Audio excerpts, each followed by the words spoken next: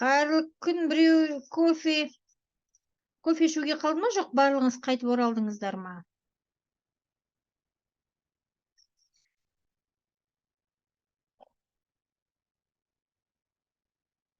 Ал онда біздің 3-ші сессиямызды бастаймыз.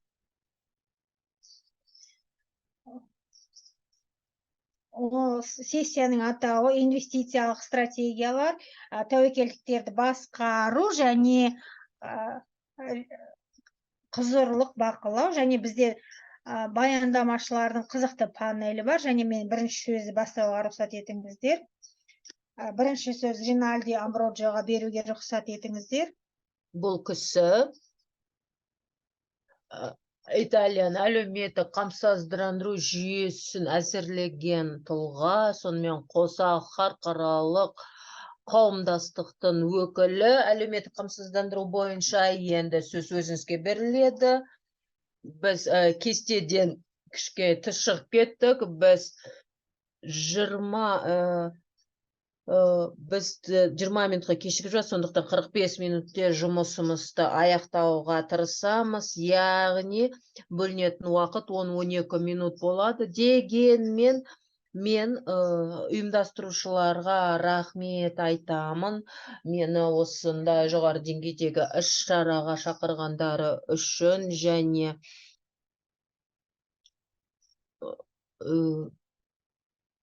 мен сіздердің осы елдің зейнетақы жүйелесімен және өңірдегі зейнетақы жүйелерімен танысу мүмкіндіктерін ұсынған үшін алғыс айтамын. Мен халықаралық ұйымның зейнетақы жүйелерінің зейнетақы жүйесінің қауымдастығына өкілімін. Болған 91 қатысушы ел кіреді. Қазақстан билігі де, үкіметі де бұл ұйымның қатысушысы, мүшесі, және біз осы халықаралық ұйым атынан осындай диалогқа қатысу біз үшін мәртебе. Бұл жерде Қазақстанның қатысушыларымен емес, бүкіл елдермен осындай табысты диалог құрғанымыз өте маңызды деп ойлаймыз, және біз кез келген тәжірибе алмасу, пікір алмасу біз үшін әр уақытта маңызды, және бұны менімен немесе Париждегі біздің хатшылықпен байланысқа шығуға болады. Парижде біз ОСР-мен жақсы ынтымақтастық құрғанбыз. Сонымен қосам, ағымдағы жұмысқа келетін болсақ, бізде көптеген жобалар мен ОСР-мен бірге жұмыс істеп жатырмыз, және сіздер менің презентациямда маңызды бір мәселелер көтерілген. Ол жерде біздің бүкіл бастамаларымыз, зерттеулеріміз бірқатар мәселелер бойынша шешімдеріміз, ол реттеу мәселелеріне де қатысты. Біздің қабылдаған шешімдеріміз, бастамаларымыз туралы айтатын боламын. Бұл презентация өздеріңіз үшін маңызды, қажетті ақпаратты аласыздар деп үміттенемін. Өйткені бұл сессиямыз инвестиция стратегия арналғандықтан, мен де өз презентациямда қазіргі таңда қатысушылар үшін өзекті мәселелерді айтатын боламыз, және қазіргі кезде жасалатын таңдауларға көңіл бөлгім келіп тұр. Өйткені осыған орай осы қатысушы компаниялар арасында таңдау жасау мүмкіндігін ұсынғым келіп тұр. Біз енді келесі слайдқа өтейік, екінші слайдқа. Мен қазір кликерді ауыстыратын боламын. Мынаған басу керек пен жоқ, басқаша ма, қалай ойлайсыздар? Рахмет. Енді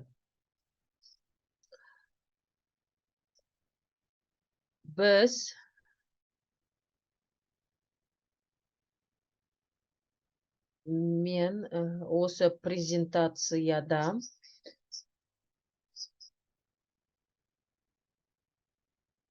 бекітілген жарналар жүйесіне тоқтаймын, осы жарналар төлеу схемасына тоқтаймын, және мүшелер үшін жасалатын ұсынылатын таңдаулар жүйесіне тоқтап кетеміз, және осы жүйеде өз мүшелеріңізге қандай таңдау бере аласыздар, инвестиция нұсқаларын қолданған кезде қандай салдары күтілуі мүмкін. Сонымен қоса бұл ұйымның қатысушыларына бірқатар таңдаулар береді, оған сәйкес инвестиция стратегияларының салдары да болуы мүмкін, және соңында мен біздің ұйыммен жасайтын негізгі тенденциялар айтқым келеді. Бұл тенденция бүкіл әлем бойынша кеңінен таралып жатыр, және осыған қатысты Қазақстанда алғанда да консенсус өсіп жатырмыз. Мен бұл туралы айтқан болатынмын.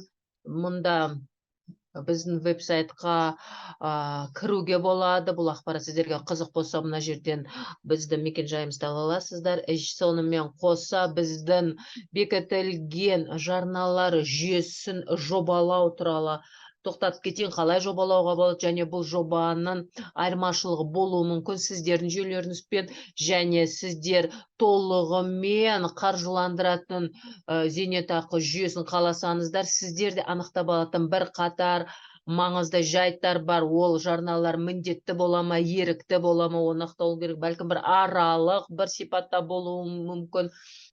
Міндетті ол жұмыс берушілер мен қызметкерлер үшін болса, ол міндеттілік, оның мүшелер үшін, және автоматтандыру, есептеу, аудару мүмкіндігі де қарастыру мүмкін. Әдетте бұл автоматтанды түрде ол мүшелер жүйе қатысушылары тізіміне кіреді, және бірақ олар өз қалауымен ол тізімнен шыға алады, және бұл өз бетінше жұмысты атқаратын адамдарға да қолдануға болады. Яғни олар бұл ресми жұмысы бар адамдар үшін оңай болғанымен, бірақ көлеңкелі экономика секторында жұмыс істейтіндерге бірқатар проблемалар туындайды. Сонымен қоса қаржыландыру жағынан да бірқатар мәселе көтеруге болады. Бұл жерде зейнетақы қорын таңдауға келеміз, себебі біз толығымен қаржыландыратын зейнетақы жүйесіне келетін болсақ, бұл жерде оған жүйе ретінде қарастыру керек, және бірқатар мәселелер бар. Мен оған толық қарап отырмаймыз, өйткені менің уақытым шектелген. Инвестиция стратегия біздің басты мәселе тақырыбымыз болып табылады. Сондықтан бұл стратегияны зерттегеннен кейін сіздер мүшелерге қандай таңдау бере аласыздар. Ондай таңдау болмауы да мүмкін. Бұл нұсқалардың бірі, және сіздер соңғы жылда, бірнеше жыл ішінде немен айналыстыңыз? Бұл көптеген елдерде таралған, кең таралған, мысалы Нидерланды мысалға алсақ, бұл зейнетақы жағынан, зейнетақыны басқару жағынан көшбасшылық қатарда тұр, және ол жаһандық деңгейде олардың тәжірибесі озық деп мақұлданған, және олар қазір қандай жүйеге өтіп жатыр? Олар қазіргі кезде бекітілген жарналары бар зейнетақы жүйесіне өтпекші, яғни толық қаржыландыратын жүйеге өтеді, және ол жерде төлем жарналары бекітілген, бірақ оларға өз мүшелеріне қандай да бір төлем көзделмеген. Егер біз қызмет көрсетушілердің түрлі қызмет көрсетушілерді таңдаған кезде сіздер инвестиция нұсқаларын ұсына аласыздар. Кез келген қызмет көрсетушінің бірнеше тәуекелдер деңгейі бар, және оның активтердің бөлудің бірнеше комбинациясын ұсыналады, және олар облигациялар, құнды қағаздар, бағалы қағаздар, агрессивті, консервативті сипатта болады ол құралдар, және бұл жерде тенденция үнсіздік режимі бойынша, яғни кейбір таңдау нұсқалары қазір сараптамалардың пікірі бойынша жасалады, және ол барлығы үшін тең болса да, бірақ кейбір мүшелерге ол нұсқаны пайдаланбау мүмкіндігі беріледі, және бұл шешімдер өмірлік циклы үшін осы үнсіздік режиміндегі таңдаулар беріледі. Мысалы, сіздер құнды қағаздарға, бағалы қағаздарға инвестицияны көздеген кезде ол жақта ұзақ мерзімді инвестициялар көзделеді. Әрине, соның мұндайда табыстылық ұзақ уақытқа созылуы мүмкін. Және мысалы, сіз жас болсаңыздар, бұл тәуекел, инвестициялық тәуекелі төмендейді. Егер сіз зейнет жасына жеткен кезде, және жас кезіңізге салыстырғанда. Сондықтан да көптеген нұсқауларды бұл жүйеге қатысушылар үшін қолжетімді етуге тырысу қажет. Себебі төлемдер бойынша шешімдер жинақтау фазасына қарағанда анағұрлым күрделі болуы мүмкін. Тағы да бір айтып кететін жайтын, жобалау мен зейнетақы жүйелерін жобалау, оны реттеу мәселесі арасында айырмашылық болуы мүмкін, бірақ бұл жүйелерді реттеу мен басқару, жинақтау бір-біріне сәйкес келу керек. Мұндай болмаса, бұл теріс қорытындыға келуі мүмкін.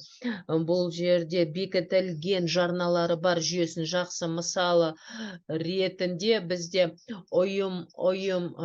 ұйым деңгейінде біз ОСР мен ынтымақтастық құрғанбыз, және осы орайда төменде сілтемесі келтірілген құжат бар. Оны өзіңіз кіре аласыз. Мен оны қазір толық түсіндіріп отырмаймын, уақыт шектелген.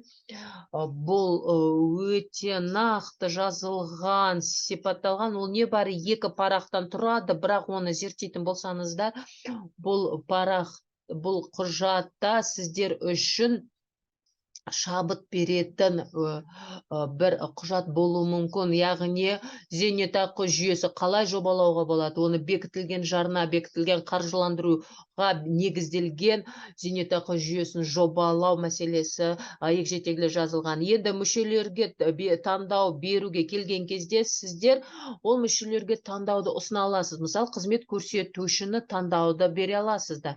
Мысалы, белгілі бір мерзімде ондай таңдау жоқ еді, тек қана мемлекеттік қызмет көрсететін қорлар болды. Әрине, бұл өзі таңдайтын мүмкіндік. Мысалы, мемлекеттік қор мен бірқатар жекеменшік қорлар арасында таңдау мүмкіндігі қазір беріліп жатыр.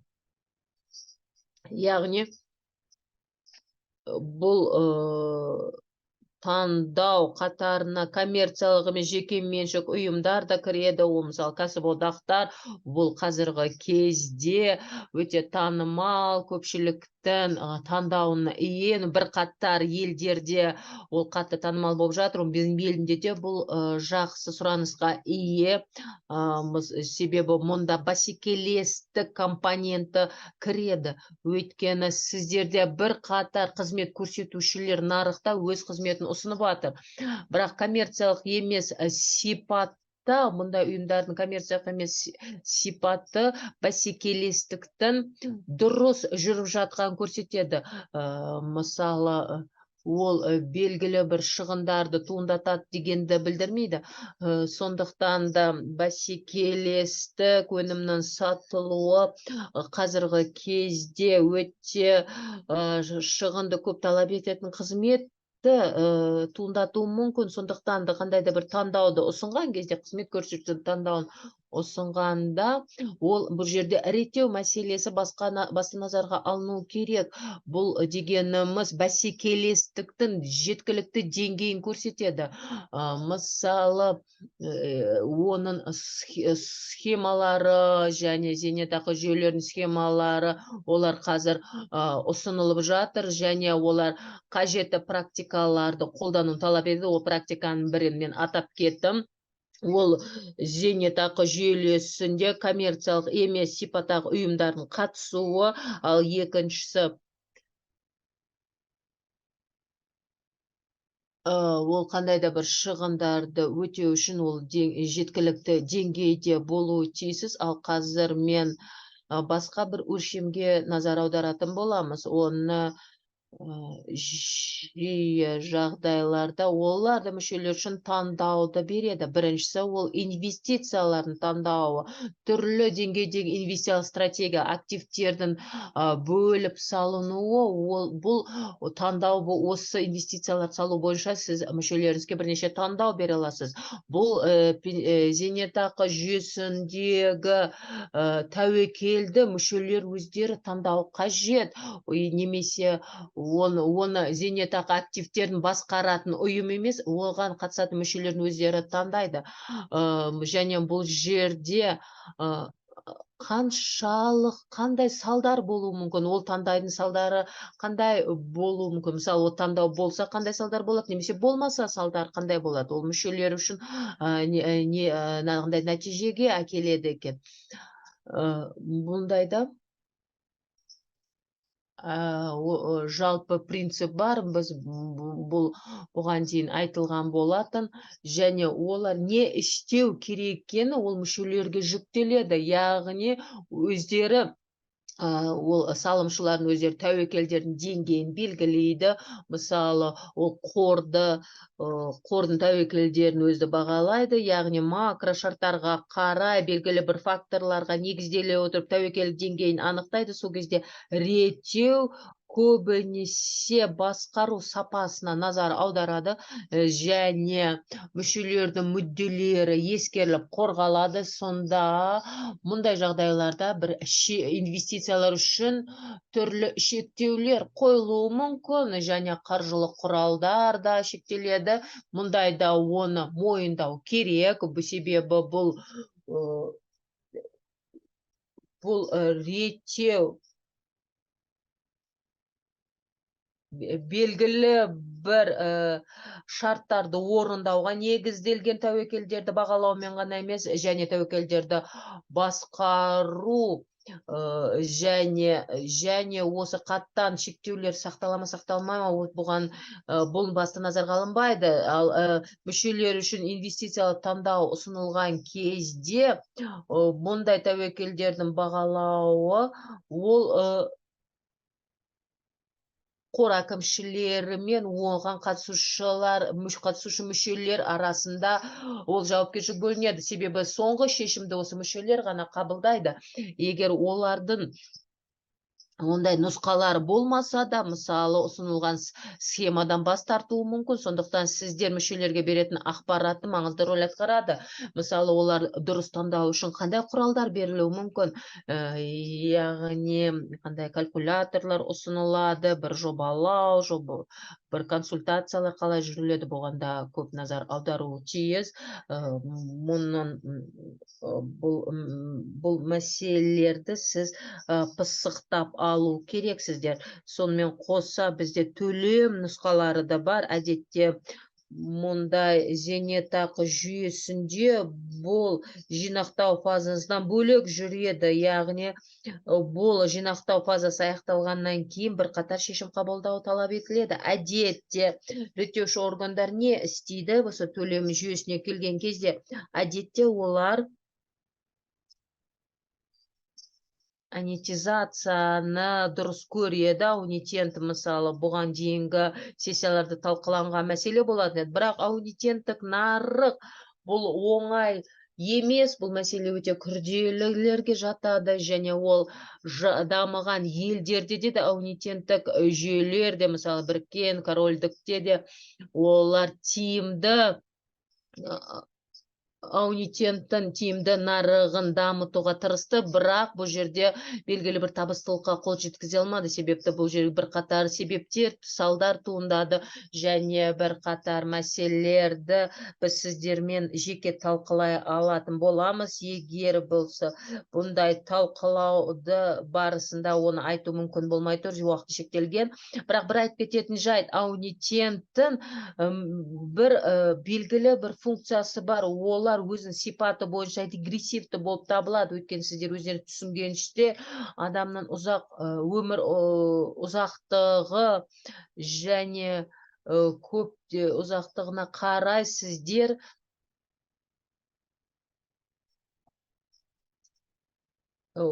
табыстың жинақтығына қарай, мысалы, сіздердің жинауыңызға мүмкіндігіңіз көп болса, өз денсаулығыңызды күтетін болсаңыздар, онда әрине сіздер ұзақта өмір сүруіңіз мүмкін. Сондықтан да операциялар фазасында бізде бір қатар консенсусты қалайтын адамдар тобы бар, және осы төлемдер фазасында әліге дейін толық бір тұтас консенсус жоқ. Өйткені егер біз аудиент опциясын қарастыратын болсақ, бұл ұзақ өмір сүру тәуекелдерінде қамтиды. Себебі зейнетақы осы мақсатты көздеседі, дегенмен тым ұзақ өмір сүруде бір проблемаға айналуы мүмкін. Енді келесі слайдпен мен сөзімді аяқтай отырып, осыны баяндамда айтқан тенденцияларға қорытқым келіп тұр. Біз зейнетақы жүйелердегі тенденцияға келетін болсақ, ең алдыменен олар басқа элементтермен жалпылама контентіде қолданылу керек. Көптеген елдер көп компонентті шешімдерді таңдайды. Мысалы, тарату жүйесі бар, және толық қаржыландырылған элемент бар, және мұндайда сіздер мүшелер үшін таңдаумен немесе таңдаусыз жүйелер ұсынылады. Мен бұны сіздерге жеткізгім келіп тұр. Яғни соңғы шешім барлығы мүшелерге ұсынылады. Ол таңдау үшін, мысалы, бұл жерде мемлекеттік ұйымдарда қатысуы мүмкін, олардың тарату жүйесі көзделген, олардың салықтарға қатысты жүйесі бар. Бұл шешімнің ең соңғы нұсқасы ретінде қабылдану тиіс деп ойлаймын. Ол үздік емес, бірақ ол тиісті деңгейде қаржыландырылған осы екі шеткі жүйелер арасындағы бір байланысты, бұл қолданса, бұл елдегі жағдайды жақсартуға болады. Тағы да бір айтып кететін ойым, автоматты аудару схемасы, ұзақ өмір сүру тәуекелдері, бұл мен оны барлығы үшін мәжбүрлі міндетті болу керек деп айта алмаймын. Мен мүшелер үшін белгілі бір таңдау ұсынылу керек, және біз барлығымыз инвестициялық стратегия мен тәуекелдер талқылау сессиясында отырғандықтан, бұл жерде бұл мәселелерде қазір аса маңызды рөлді атқарып келе жатыр. Бұл жерде инвестициялардың үлесі инфрақұрылымға салыну және басқа да мақсаттарға салынуда өзінің жекеменшік құралдарға, қағаздарға салыну. Бұл құралдар ұзақ мерзімде жоғары табысты ұсынылатын құралдар болып табылады, және олар өте шыдамды инвесторларға арналған. Өйткені олардың, себебі мұндай адамдардың зейнетақы жоспарлары болуы тиіс, қысқа мерзімді қарбалас таңдау оның нәтижесіз болуы мүмкін. Сондықтан да бұл жерде ESG факторлардың интеграциясы бар, ол инвестиция процесіне бұл факторлар көзделеді. Осымен мен аяқтаймын, және презентацияның соңында айтқым келетіні, менің слайдтарда келтірілген, мен барлық қатысушыларды бүкіл елдердің өкілдеріне және басқа да адамдарға да айтқым келеді. Бізбен байланысқа шыққысы келіп, біздің кеңестерге қатысқысы келсе, барлықтарыңызға қуана қарсы алатын боламыз. Осы түрлі диалогтар өтетін болса, біз барлығымыздың жұмысын жақсартатын болады. Көп рахмет, құрметті мырза, жасаған баяндамаңыз үшін. Ринальди мырза, сізге көп рахмет. Осыменен біздің реттеушіміз және әлеуметтік қамсыздандыру және басқа да саладағы реттеушілеріміз осы сияқты диалогтарға көптеп қатысады деп үміттенеміз. Біздің күн тәртібімізге сәйкес осы сессияда екінші баяндама жасаушы бізде онлайн қатысады. Ол Бертон Моро мырза онлайн қатысады. KPMG Канададан. Байланыс жақсы шығар деген үміттемін.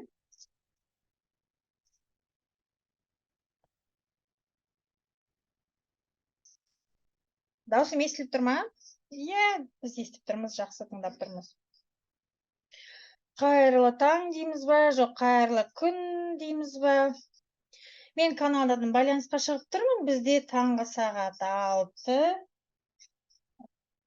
Және сіздерге келіп қосылғаныма қуаныштымын. Экраным көрініп тұр ма? Иә, біз көріп тұрмыз.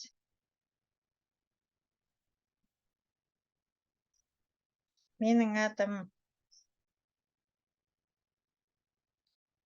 Мен жалпы ұйымдастырушылық тәуекелдермен, қауіптермен жұмыс жасаймын. Мен түрлі әлем бойынша түрлі зейнетақы қорларымен Австралия, Сингапур және Австралия құрама штаттары және тағы да 20-дан асқа қормен жұмыс жасаймын. Менің бұл жерде 15 минутта және осы маңызды аспектілерді бастағым келіп отыр. Және біз осы 22-ші жылы өткен біздің маңызды бір аспектіні айтып отырмын.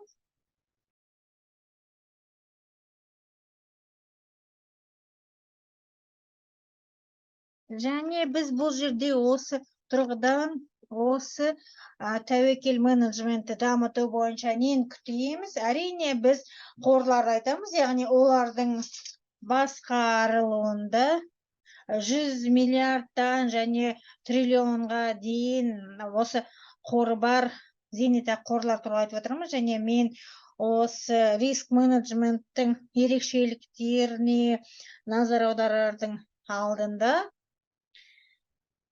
әрине біз бұл осы зейнетақы жүйесіндегі мақсаттардың өздері және бұл жердегі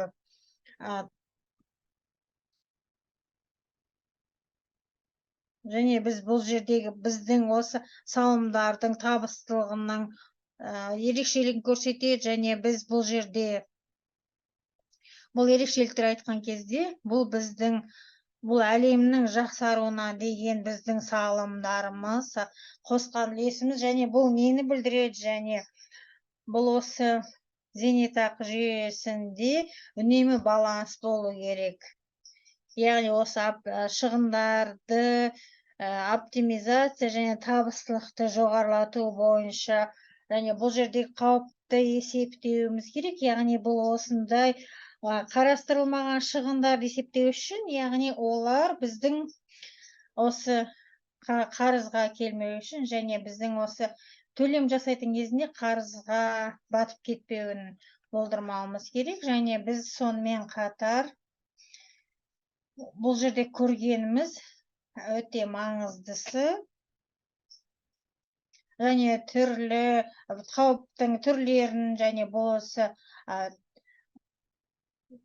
осы нарықтық стресс кезінде бұл осы пайдасыз активтерді бермеу және бұл жерде есептеу негізінде қалай жасау керек екен. Және әрине біз бұл жерде актуарлық қателіктерді де ескереміз және осы демографиялық динамиканы жаңа есептерді және көп өмірдің ұзақтылығын ескереміз. және бұл жерге дәстүрлі кибер қорқыныштар, кибер қауіптар және үшінші тараптардың деректерін және осы барлық технологиялар және стратегиялар басқарады. және осының барлығы не үшін жасалады? Яғни бұл жүйе қалыпты жұмыс жасау үшін және табысқа жету үшін жұмысы. Яғни осының барлығы осы жүйенің қақтығысында жұмыс жасайды және осы жүйенің табыстылығы Сонымен қатар осы жүйенің табыстылығы және осы зерттеуде көптеген жасаған және бұл көбінесе бұл бар болғаны ең маңызды деректермен бөліскім келіп отыр және біз бұл жерде байқағанымыз және бұл жерде осы бүкіл әлем бойынша зейнетақы жүйесінде осы қауіп қатерді басқару жүйесінде әрине бұл осы қауіп қатермен басқару жүйесі өте дамыған және біз бұл жерде түрлі модельдерді көріп отырмыз және бұл жерде қауіп қатерді басқару қалай атқарылады бұл осы қауіп қатерді басқару риск менеджменттің функциялары сонымен қатар бұл қадағалау функциялары осы қауіп операцияларын басқару және үшінші бұл қауіпті тәуелсіз бағалау және бұл ішкі аудит функциясы және біз бұл жерде нені басқара аламыз яғни бұл осы қауіп функциясы бұл көбейеді және бұл нені білдіреді яғни бұл осы қорлар активтарды сақталу үшін салымдарын сақтау үшін барлық күш салады және бұл жерде және тәуелсіз яғни бұл бағаға байланысты емес функцияны көріп отырмыз және бұл жерде сонымен қатар түрлі институттар бар және олар дәл солай риск менеджмент функциясын орындайды және бұл жерде біз есептерді байқаймыз яғни бұл тәуелсіз директорлардың берген есептерін көріп отырмыз және жоғары тұратын басқарушы органға деген есептерді байқаймыз және жиі жағдайда және ол басшылық негізінде жүзеге асырылады және көп жағдайда осы активтардың мөлшеріне байланысты олар егер біз осы риск менеджментке қауіп менеджментіне қарайтын болсақ онда біз сол жақтан слайдта көріп тұрмыз яғни бұл модель бұл жерде бұл қауіп менеджменті саясаты жұмыс жасайды яғни бұл осындай есептілік жүйесі бар және біз бұл жерде көріп отырмыз және бұл тағы да басқа модель ол осы белгілі дағдыларда болуы және сонымен қатар біз бұл жүйенің дамуын байқап отырмыз және тағы да және осының барлығы не үшін жасалады бұл осы және бұл интеграцияда жасалу керек яғни бұл осы қаржылық әр елдің зейнетақы қорында және біз осымен жасалған жиі кездесілген негізгі саясаттың аясында болатын осы интеграцияланған модель яғни бұл осы бизнес алдында белгілі мақсаттар қойылады яғни біз осы бизнес жеңетін және бұл слайд өте қызықты өйткені бұл осы нәтижелер көрсеткендей және бұл зерттеулердің нәтижелері көрсеткендей осы ұйымдар мен компаниялар олар өздерінің ыңғайлы сезінеді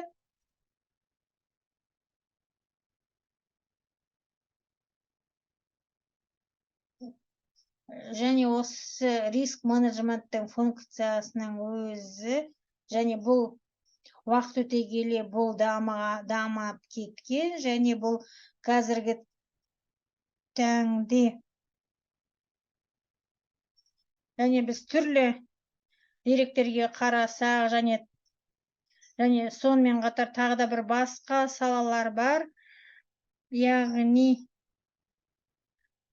және бұл жерде көп және өздерінің осы қауіптерді басқару қабілетінде көріп отырмыз. Яғни бұл жерде осының барлығы жүзеге және бұл осы инвестициялық емес қауіптердің аспаптары қалай жүзеге асырылатынын бұл көрсетіліп тұр. Яғни бұл риск, яғни қауіп менеджмент, яғни бұл жерде үлкен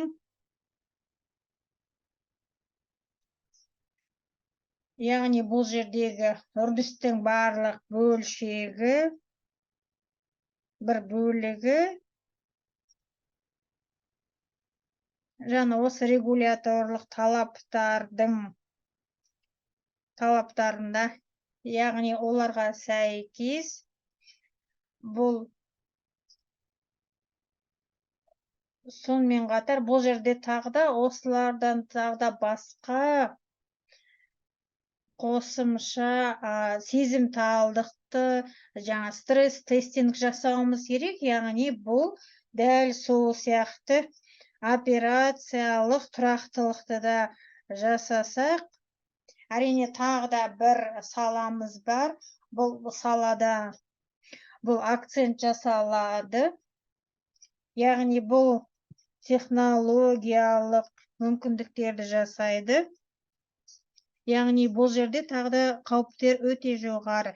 Және біз бұл жерде біз тағы да басқа күнделікте біз осы жасанды интеллект туралы айтып отырмыз. Және бұл осы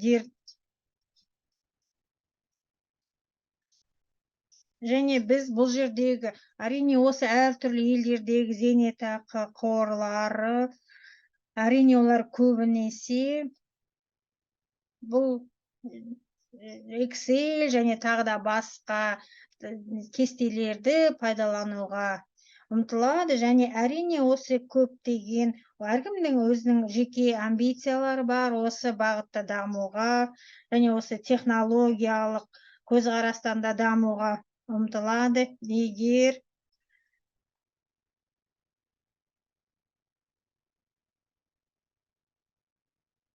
және бұл ішкі аудит негізінде комплайнсты және осы деректерді басқаруда және бұл осы таңда технологиялық шешімдер олар интеграция жасалу керек. Яғни осының барлығы бұл риск менеджмент, осы шешім қабылдауды, осы қолдауды табуымыз керек. Және бұл жердегі тағы не маңызды, яғни осының барлығы инвестициялардың жүрегі, яғни риск менеджмент, интеграцияланған, яғни бұл циклда, яғни осы инвестицияларды басқаруға және тиісті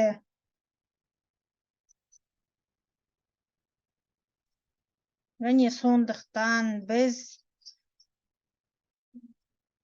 осы жалпы циклға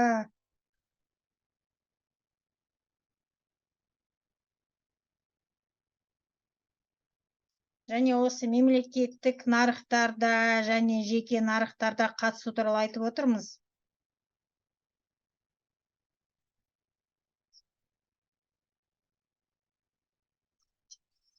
Олар бірқатар тәуекелдер бойынша қарастырылады. Сонымен қоса ESG есебімен басқа да тәуекелдер ескеріледі. Оның барлығы тәуекелдер қабілетіне әсер етуі мүмкін. Сонымен қоса тәуекел менеджментінде айтатын болсақ, сіздер әрине жаңалықтарды бақылап отқан шығарсыздар және көп жағдайларда тәуекелдер операциялық емес сипатта болады және мен бүкіл әлем бойынша 20 қормен жұмыс істеймін және тәуекел менеджер өте маңызды жайт, ол жүйенің тиімділігін арғы беті деуге болады және табыстылықты сипаттайтын және алғышартын жасайтын тәуекелдер. Көп рахмет.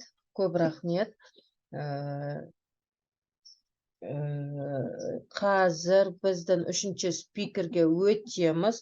Ол Пол Суитинг мырза. Ол Сауд Арабиясынан келген Хасана компаниясының өкілі. Мархабат, сөз өзіңізде. Көп рахмет, әріптестер. Білесіздер ме?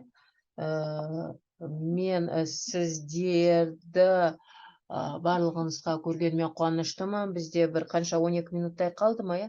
Енді мен өз баяндамамда тәуекелдер туралы айтамын. Бұл жерде мен өзімнің пікіріммен бөлісемін. Менің пікірім басқаларға қарағанда ерекшелеу. Қазіргі кезде мен инвест компанияның аға кеңесшісімін. Бұған дейін мен риск офицер болғанмын.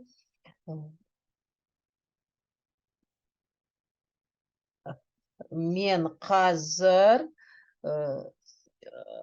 жүйенің жұмыс істегені, бекітілген жарналары бар жүйе қаншалықты ол жұмыс істейді, қаншалықты тиімді болатын туралы айтқым келеді. Мұнда жүйеге қатысушылардың саны әртүрлі болуы мүмкін, олардың төлемдер мерзімі икемді болуы мүмкін. Бұл жерге қатысушылар көп қатысушы қатыса алады, және ол икемді болуы тиіс, және өзінің міндеттемелерін орындау бойынша да икемді болғаны дұрыс. Егер біз қазір және инвестициялар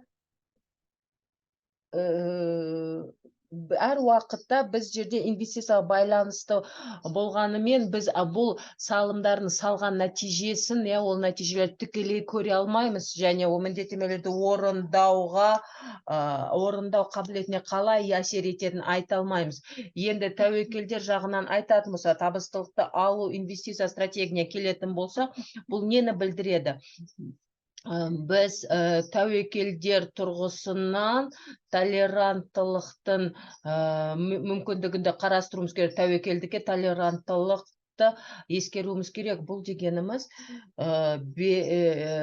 активтерді міндеттемелерден бөлек алуды білдіреді, бір қандай да бір теңдеуде. Мысалы, бізде бір активтер бар дейік, ол басқарылатын активтер, және ол активтер салынатын активтер, және олар табыс әкелетін активтер, және басқарушы менеджер бар деп дейік. Сосын мен айтамын, бұл менеджерге белгілі бір деңгейдегі тәуекелдер ұстануы тиіс. Егер белгілі бір шешім қабылданса, онда түрлі метрикалар ескеріле отырып жасалады, және қабілеттік ескеріледі. Сол кезде онда тәуекелдердің белгілі бір деңгейі қазіргі жағдайға қолдануға болады деп айта аламыз. Және менеджер референттік портфельге де қарайды. Бұл мұндайда бір қиындықтарды беруі мүмкін, бірақ тренинг бұл волатильділік шегіне қарайтын болсақ, онда инвестициялар бойынша маман немесе қызметкер бұл деңгейді қолдануға болады деп айталады. Және қаржы директоры болса, финдиректордың басқа көзқарасы, басқа пікірі болуы мүмкін. Сондықтан да мұндайда табыстылығы түрлі көздерді ескерумен жасалу керек. Бізде түрлі Хасананың көзқарасын ескере өтіп жасалуы керек. Біз мұндай атрибуцияны жасаған кезімізде стратегиялық шешімді қабылдағанымызда біз перспективалы ескеруіміз керек. Қалайша біз ұзақ мерзімді перспектива табыстылымыз қандай болады? Біз мұндайда активтерді қалай бөлеміз? Осы активтердің санаттарына қалай бөлеміз? Осы ескерілу керек. Сондықтан да біз өзімізде белгілі бір активтер стратегия орналастыру туралы айтатын болса, ол базалық портфельдерде маңызды болады. Бұл жерде бірнеше аспектілерді айтуға болады. Ол тәуекелдердің талдауы, ликвидтіліктің талдауы және стресс тестілеуге жатады. Табыстылық тәуекелдерін талдаған кезде оның бастапқы бастамасында біз тәуекелдің шартты құны ескеріледі және эсстегінде қандай нені күтесіздер және жоспарыңыз қандай және тәуекел қандай болуы тиіс, осыған жоспарларыңызды айтасыздар және табыстылық активтілік санаттарына бөлесіздер және табыстылықты талдағаныңызда олар түрлі активтердің санатын жабу керек. Біз бұл жерде сіздер үшін кез келген ұйымда олардың талабын орындауды қажет етеді. Сондықтан да ол осы деңгейдегі барлық тәуекелдерді көрсету керек және сондықтан да ол белгілі бір жаттарға, ликвидтілікке жатады және егер сіздер нарыққа қолданатын болсан, осындай жағдайда қалыптасуы мүмкін, осындай практиканы қолдану. Ол табыстылық алу үшін көптеген күш салу керек, көптеген жұмыстарды атқару керек. Әрине, бұл жерде ол тәуекелдерін, ликвидтілік тәуекелін ескеруге, ол да бір басты компонент болып табылады және мұнда түрлі жағдайлар, шарттар ескеріледі және ол активтердің түрі бөлініп қолданылуы да оның да түрлі нұсқалары қарастырылуы мүмкін. Мысалы, сіздер кері инвестицияны қолданатын болсақ, ол нәтижені де тағы да көбейте аласыздар. Және мұнда бұл жерде қандай да бір активтерді бағалау ондай оңай емес, сәйкесінше де біз орналастыруға келгенде бір қатар активтердің классы оның барлығы қойған мақсатқа қол жеткізмеуіміз мүмкін, бірақ бір венчур капитал көздейтін активтер де бар және мұндайда венчур капиталдың болған дұрыс қойған мақсатты іске асыру үшін. Әрине, бұл жерде де тәуекелдерге келетін болсақ, өзінің де бір қатар кедергілері болуы мүмкін. Сондықтан да бұл жерде нәтижелер сіздің шарттарыңыздың барлығына негізделе бермеуі мүмкін. Әрине, мұндайда сіздер шекті нәтижелерінде салдарын ескеруіңіз керек және сіз өз активтеріңізді осы тәуекелдер факторына, призмасына қарауымыз керек және бір активтердің бір классына, мысалы бір санатына бір ғана фактор, тәуекел факторы әсер етуі мүмкін. Сондықтан да мұндайда ол одан бір мақсаттарыңыз ойлағаныңызда іске асырылады деп күтудің қажеті жоқ. Сондықтан сіздердің ликвидтілік тәуекеліңізде толығымен есептелуі тиіс. Мен кішкене мұндайда бұл жерде менің ойымша пассивтік басқаруды айтуымыз керек. Бұл жерде ликвидтік емес активтердің класын ескеруіміз керек. Бұны активті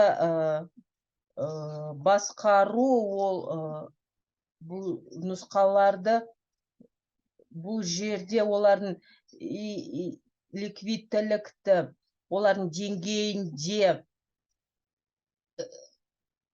және бұл аспектілер бойынша барлық әлеуметтік қамсыздандыру жүйелері олар әртүрлі. Бұл жерде міндеттемелер жағынан да активтер кластары бойынша және валюта бойынша шектеулер де тәуекелде бейімділікте ескеріледі. Және бұл жердегі көрсетілген принциптердің барлығы, яғни олардың кең ауқымды спектрі бойынша. Және менде 3 минут уақыт қалды. Яғни бұл осы негізгі салымдар туралы айтқым келіп жатыр және бұл жерде негізгі және бір қатар сұрақтарымыз бар және бірінші мәселе, мақсатымыз қандай? Сіздер қай мақсатқа қандай мақсат қойып отырсыздар, және бұл активтердің мүмкін сіздер осы қолма-қол ақша алғыңыз келіп тұр ма, осының арқасында сіз қарызыңызды төлегіңіз келе ма, осыны біз ескеруімізге, және түрлі зейнетақыны ұстап қалмай, және осы төлемнің алдында және қандай салымдар бар, оның бәрін ескеруіміз керек. Және келесі, сонымен қатар бұл жерде ескеретінім, және бұл осы үлгілер және бір белгілі мүмкіндіктерді ескеруіміз керек, және бұл құнды тауар екенін де біз ескеруіміз керек. Және біз аннуитеттер айтарлықтай регрессивті болу керек, және бұл ағымды нұсқалар бар, яғни бұл ескерілетін аннуитет осы, және бұл басқа нұсқалар, яғни осының барлығымыз басқасын ұмытпауымыз керек. Яғни осы кез келген кәсіптік ақшадан тұрады. Және екі сөзбен айтатын болсақ, біз орнатылған салымдарға қатысты бұл маңызды ойлар, және мен бұл жерде бұл сіздерге пайдалы болды деп үміттенемін. Және сіздерде сұрақтар болады, егер сұрақ болмаса, онда кофе брейк кезінде сіздердің сұрақтарыңызға кез келген осы тармақ бойынша мен жауап беруге дайынмын. Алғыс білдіремін сізге. Әрине, бұл мәселенің өзектілігі,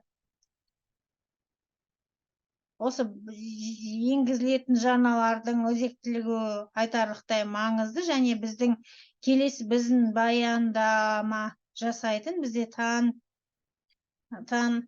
ханым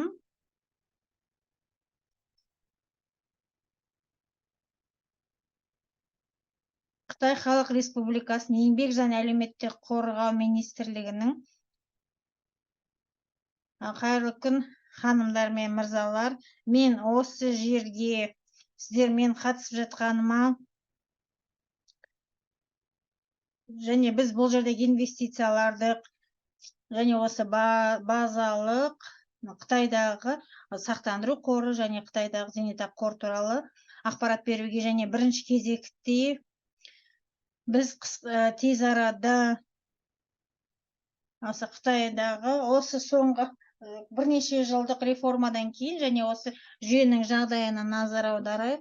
Және бұл көп компонентті жүйелі, бұл осы базалық жүйе, екінші аннуитет, және үшіншісі бұл жеке жинақтаған жинақтар және жеке сақтандыру. Сондықтан мен бүгін бірінші компонентке назар аударамын. Бұл осы базалық сақтандыру, және ол өзіне екі схеманы қосады.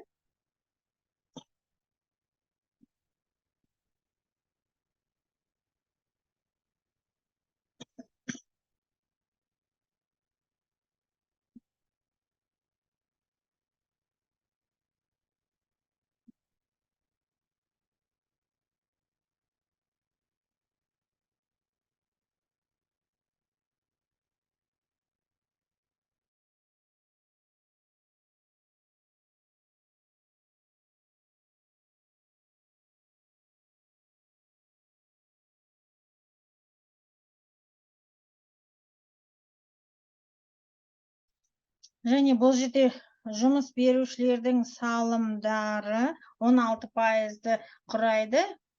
Яғни бұл жерде қызметкерлер 8%-ы өздерінің жеке шотына жіберді, және екіншісі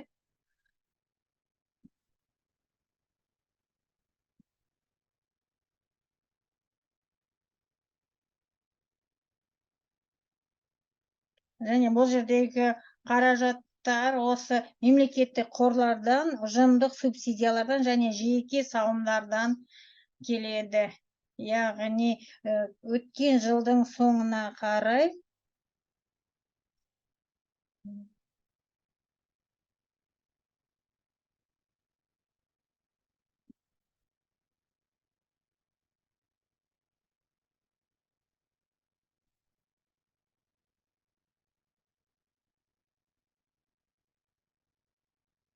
Және қазір біз инвестицияларға өтеміз.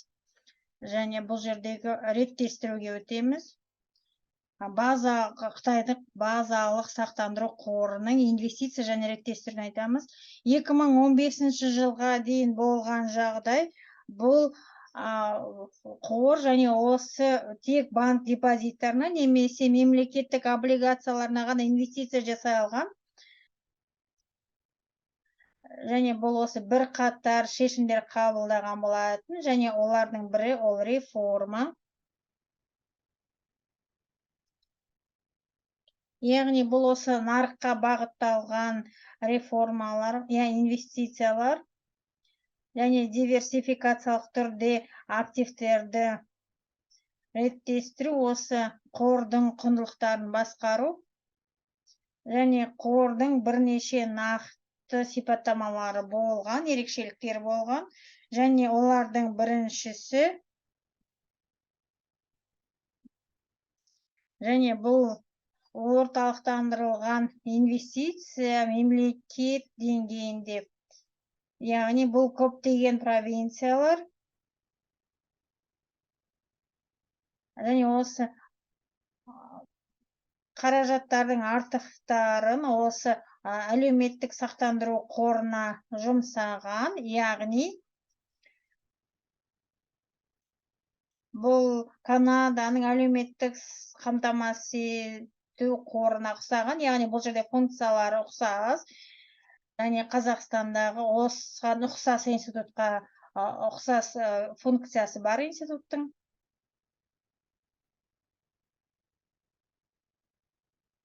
Және провинциялардың және инвестицияларды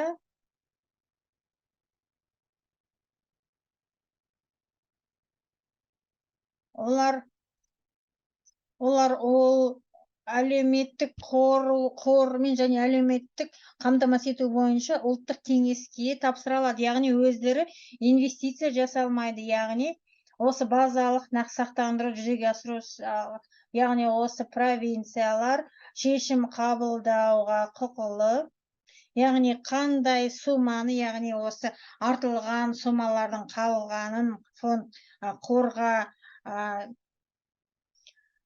және бұл жердегі олардың сызбасы осы қызметкерлерді қамтамасыз етеді, және бұл провинцияның үкіметінде өздерінде шешім қабылдау құқығы бар. Яғни ол инвестицияларды білу және олардың суммасын реттестіру, сонымен қатар олардан тек қызметкерлерге қатысты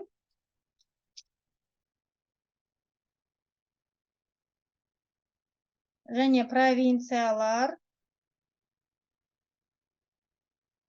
яғни 2018 жылы тиісті түрде заң қабылданған болатын, яғни осы провинциялардың барлық үкіметтері кем дегенде осы артылған қаражаттардың 80%-ын осы сызбаға сәйкес инвестицияға аудару керек.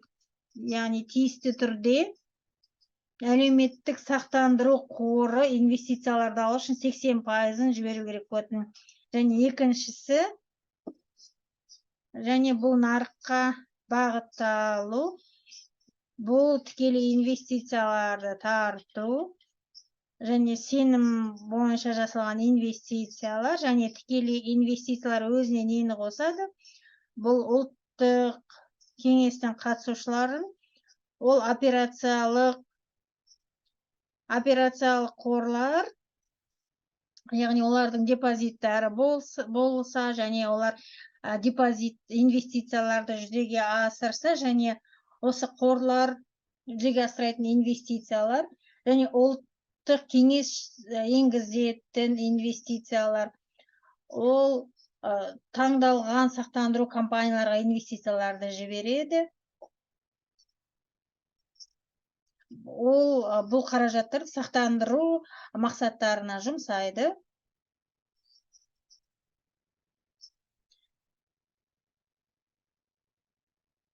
Және инвестициялар екі бөлікке бөлінеді. Бірінші бөлігі ол ұлттық кеңес, ол өзі инвестиция жасалады, және екінші бөлігі олар сол қаражаттарды басқа компанияларға сенім білдіре алады. Және үшінші ерекшелік, яғни бұл осы активтардың орналасуына диверсификация жасау. Яғни қазіргі сәтте инвестициялар, базалық сақтандыру инвестициялары Қытайдың бұл шектелген, яғни үш активтермен және өзіне пенсиялық қорлармен жұмыс істеуі, банктік депозиттер, облигациялар, акционерлік капитал және тағы да, және бұл жерде акциялар, бірлескен капитал. Сонымен қатар ұлттық қорлардағы фьючерстағы облигациялар және бұл жердегі ірі құрылымдық жобалар, құрылыс жобалар және осы мемлекеттен келетін құрылыс жобалары, яғни осының барлығын қамтамасыз ету үшін және заң бойынша шектеулер бар. Инвестицияларға шектеулер 5% деңгейінде қамтамасыз етілген, яғни осының барлығы осы инвестициялардың қауіп қатерін қадағалау үшін кем дегенде 40% деңгейінде сақталады қауіптер.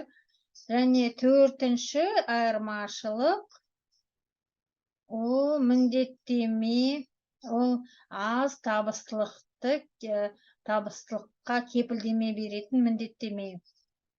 Уақыт, сіз уақыттан.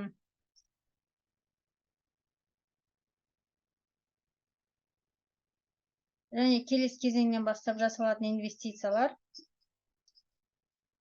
Осы екінші түрдегі инвестициялар бойынша табыстылық. Және бұл осы арифметикалық орта есеп ретінде анықталады. Сақтандырудың жыл сайындық ставкасының мемлекеттік облигациялар бойынша оның орта есеп ретінде көрсеткішін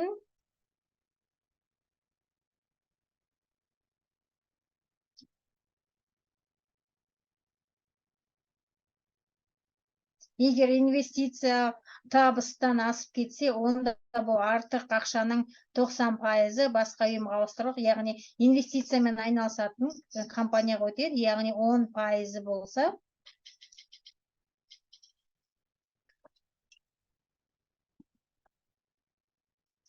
осы қауіп қатерді қамтамасыз ету үшін орналастырылады. Яғни осы ұлттық кеңес бойынша қамтамасыз етті. Бұл кеңес табыстылықтың 1% сақтап қалады. Инвестициялар бойынша 1% осы инвестицияларды жұмсаудың және осы инвестициялардан болған және ол активтердің таза құнының 5%-ын құруы мүмкін. Сәйкесінше базалық сақтандыру қорына да осы инвестицияларды ол басқаратын қорға берілуі мүмкін. Сәйкесінше есі кезең ішінде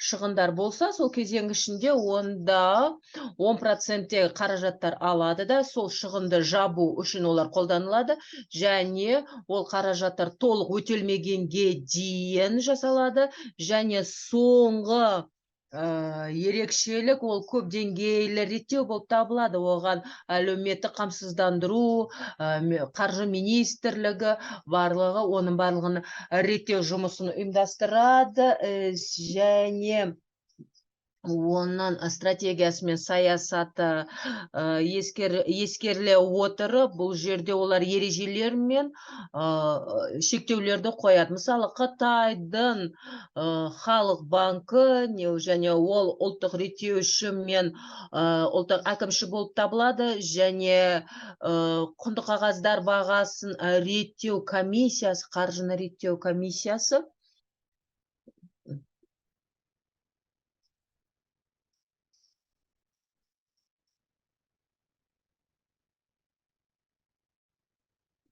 базалық сақтандыру инвестициялар, сонымен қоса сақтандыру компаниялары да олардың жалпылама осындай ұлттық қордың жұмысына қатысады, және менің ойымша инвестицияларды іске асыру кілтінде Қытайдың ұлттық сақтандыру қорына жүктелген деп ойлаймын, және бұл жерде міндеттерді сенімді бөлу механизмі де заңмен реттеледі, сонымен қоса оған мемлекеттік және жекеменшік ұйымдар да қатысады. Сонымен қоса бұл жерде сенімді тұлғалар институты да сәйкесінше осындай реттеудің нарықтау бұл жүйенің жұмысын негізін құрап келеді.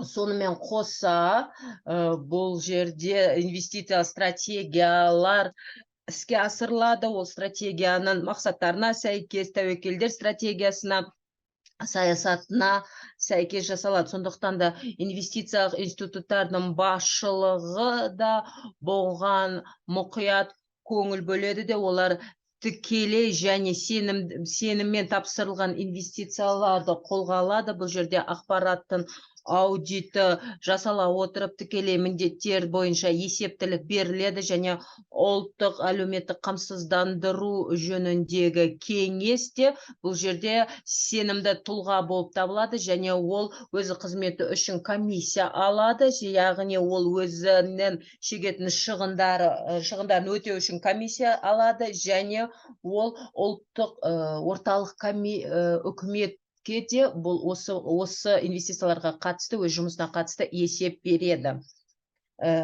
Сонымен қоса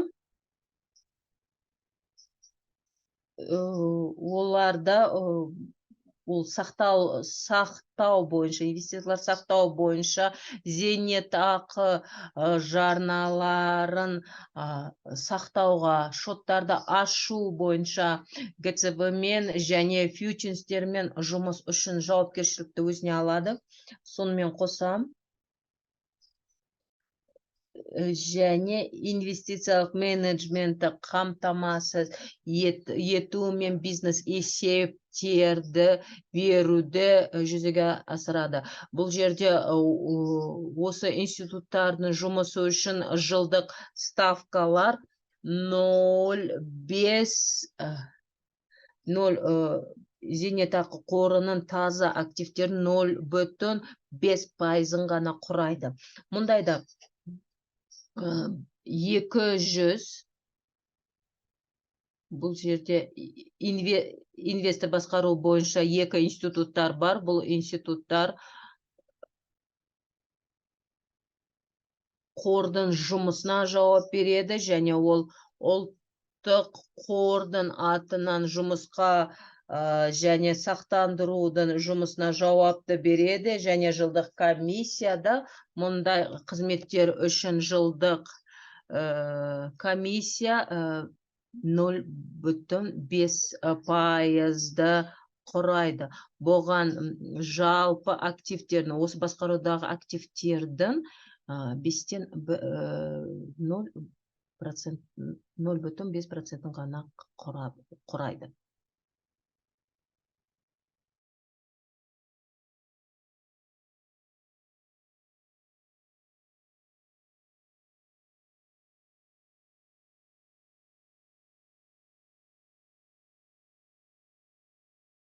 Енді бірінші жылдың соңына қарай 2016 жылдан бастап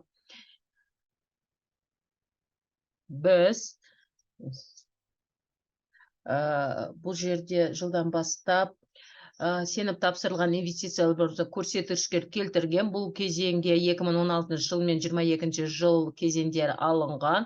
2016 жылы 310 миллиард юан болса, бүгін болса, бұл 22 жылы 5 еседен де көпке асқан көреміз. Сондықтан да инвестицияның табыстылығы да соған сәйкесінше жоғары. Енді келесі слайдқа қарайтын болсақ, 2016 жылы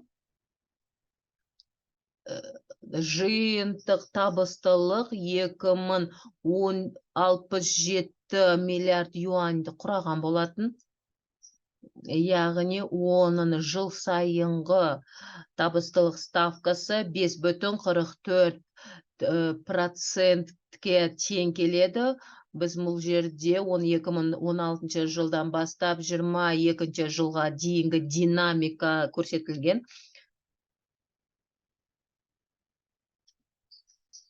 Мұнда біз бұл жыл сайынғы кепілдік берілген минималды табыстылықтан асқанын көріп отырмыз. Ол 2,93% мөлшерінде бекітілген болады еді. Яғни бұл көрсеткіштер 2,5 тармаққа асқанын көріп отырмыз.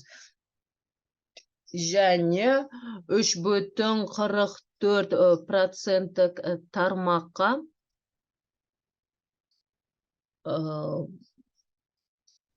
инфляцияның өсу темптерінен жоғары болған.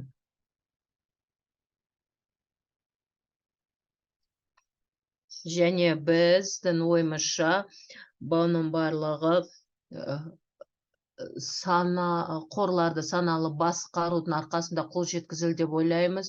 Және осы менің уақытым аяқталды да, презентациям аяқталды. Мені тыңдағандарыңыз үшін көп рахмет. Көп рахмет, Танык ханым, өте жақсы ақпаратты баяндамаңыз үшін алғыс айтамыз. Ал енді қазір ұйымдастырушылар маған біздің соңғы сессиямыз болады деп айтып жатыр, және бұл сессияға ешбір үзіліссіз өтуіміз керек деп айтып жатыр. Өйткені біз қазір кестеден қатты кешігіп жатырмыз.